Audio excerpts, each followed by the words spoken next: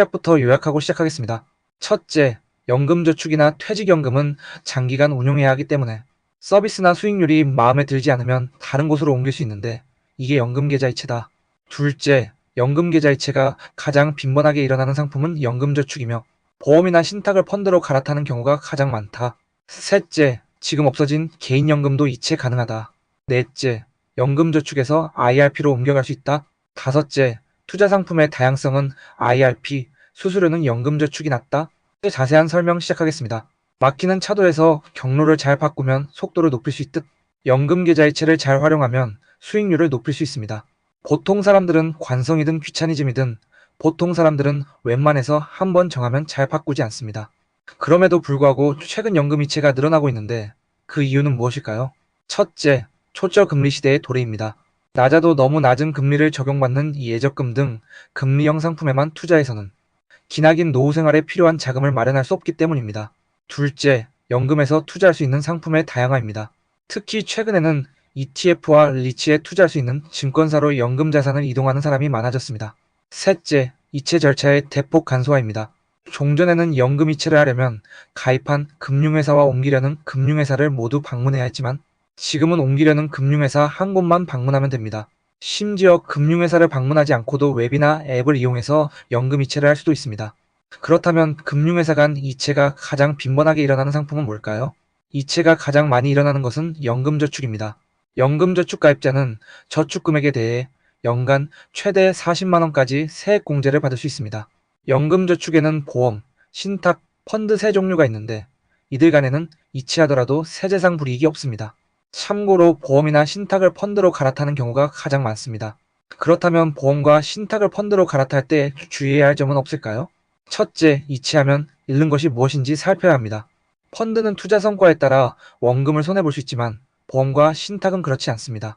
특히 보험 가입자는 5천만 원까지 이 예금자 보호를 받을 수 있고 종신형 연금을 선택할 수 있는데 반해 펀드는 그렇지 못합니다. 또한 보험에 가입한 지 오래되었다면 반드시 금리를 확인해야 합니다.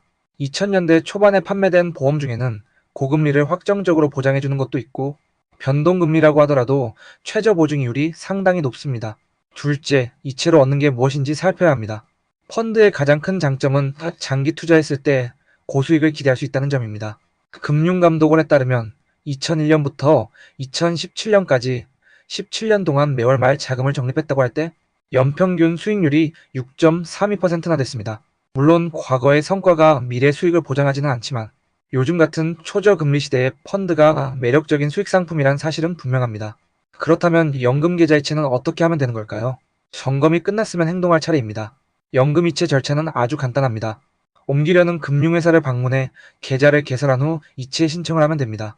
직접 방문 대신 금융회사 홈페이지나 앱에서도 손쉽게 이체할 수도 있습니다.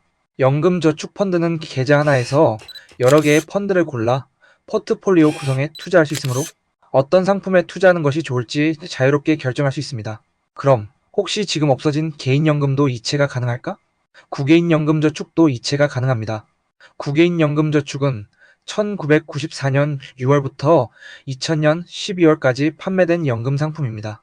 2001년에 연금저축이 도입되면서 신규 판매가 중단되긴 했지만 기존 가입자는 계속 저축하면서 소득공제 혜택을 누릴 수 있습니다. 구개인연금저축 가입자는 매 분기 300만 원까지 저축할 수 있고 저축한 금액의 40%를 소득공제받습니다. 연간 소득공제 한도는 72만 원입니다. 구개인연금저축도 저금리로 인해 보험이나 신탁을 펀드로 이체하는 경우가 많습니다. 이때 확인해야 할 사항은 연금저축을 이체할 때와 크게 다르지 않습니다. 다만 구개인연금저축 펀드에서는 하나의 펀드에만 투자할 수 있습니다. 따라서 집중 투자에 따른 리스크를 줄이려면 다양한 지역과 자산에 분산 투자하는 펀드를 골라야 합니다. 혹시 연금저축에서 IRP로 옮기는 것도 가능한가? 일정한 조건을 갖추면 연금저축을 IRP로 이체할 수 있습니다.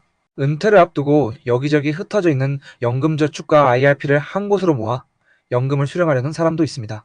이때 일정한 조건을 갖추면 연금저축 적립금을 IRP로 옮길 수도 있고 반대로 IRP 적립금을 연금저축으로 이체할 수도 있습니다. 연금저축과 IRP 상호 간 이체를 하려면 먼저 가입자가 55세 이상이고 연금계좌 가입기간이 5년이 넘어야 합니다. 퇴직금이 적립된 연금계좌 적립금은 가입기간과 상관없이 이체할 수 있습니다. 다만 2013년 3월 1일 이후에 개설한 연금계좌, 적립금을 2013년 2월 이전에 이전한 계좌로 이체할 수는 없습니다. 2012년 2월 이전에 개설한 연금계좌의 최소 연금 수령기간 5년 이상과 2012년 3월 1일 이후 개설한 연금계좌의 최소 연금 수령기간 10년 이상은 서로 차이가 있어 이체가 불가능합니다. 그럼 연금저축과 IRP 중 어디로 통합하는 것이 나을까요? 투자 상품의 다양성을 고려한다면 IRP가 낫습니다. IRP에서는 하나의 계좌에서 예적금 등 원리금 보장 상품부터 펀드와 같은 실적 배당 상품까지 다양한 상품에 투자할 수 있는데 반해 연금저축은 그렇지 못합니다. 연금저축보험과 같은 금리형 상품이 있지만 연금저축 펀드에서는 실적 배당 상품에만 투자할 수 있습니다. 또한 IRP에서는 리츠에 투자할 수 있지만 연금저축에서는 할 수 없습니다. 따라서 다양한 투자를 원한다면 연금저축보단 IRP가 적합합니다. 수수료 면에서는 연금저축이 낫습니다. 연금저축에는 계좌 관리 수수료가 없지만 IRP 가입자는 수수료를 부담해야 합니다. 수수료는 회사마다 차이가 다른데 2020년 3월 기준으로 은행권 수수료는 연평균 0.370, 44%, 보험사는 0.380, 43%, 증권사는 0.270, 32% 정도입니다. 따라서 똑같은 펀드에 가입하는 경우라면 IRP보다는 연금저축으로 적립금을 통합하는 것이 좋습니다. 수수료 절약이 중요하다면 IRP보단 연금저축이 좋습니다. 오늘 준비한 내용은 여기까지며 도움이 되셨다면 구독과 좋아요 부탁드립니다.